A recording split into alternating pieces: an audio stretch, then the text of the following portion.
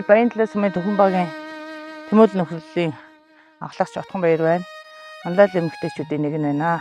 Манай нутагт болохоор хууль бус алт олборлолт болон одоо энэ гараар алт ухдаг улсууд зөндөө байдаг. Газрын улсууд ижил энэ хууль бус алт олборлолтын нөхшөрөхгүй ухдаг. Тэгэхээр зэрлэг амтан хэдий хэрэг нөөж байгааг бол биднээс мэдгүй энэ үгдэд бол бас сэтгэл эмзэглэж зовж ирд юм аа. Бид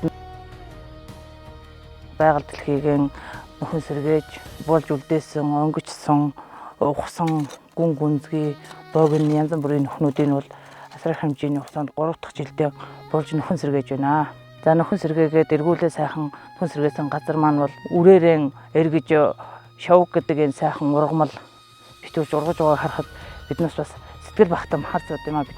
Манай Тэмүүлэн нөхрөлийн хамт олноор энэ нэг газрыг ингээд тижээлийн ургамал болон ахуй хэрэглээ хүнсний ногоонд зориулан ашиглаж байгаамаа.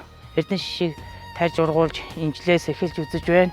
Энэ бол байгалийн уур амьсгалтай холбоотой одоо говь тал нутагт бол тэр болгон өвс хадлангаа бэлдээд авах боломж бололцоо муутай хурвороо баг ган гачааг ихтэй ингээд ургамлын гарц муу учраас одоо ингээд малынхаа тижээлийг өөрсдийнхөө хүч хөдөлмөрөөр бүтээж өөрсдийнхөө чадлаар ингээд зохио хэмжээний өөрөөсөө таарсан хөдөлмөрөөрөө энэ малынхаа тижээлийг тарьж ургуулж байна.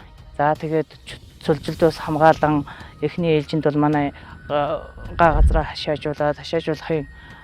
хашаажуулсныхаа дараа хайлаас сухай модон тарьж ургуулсан байгаа.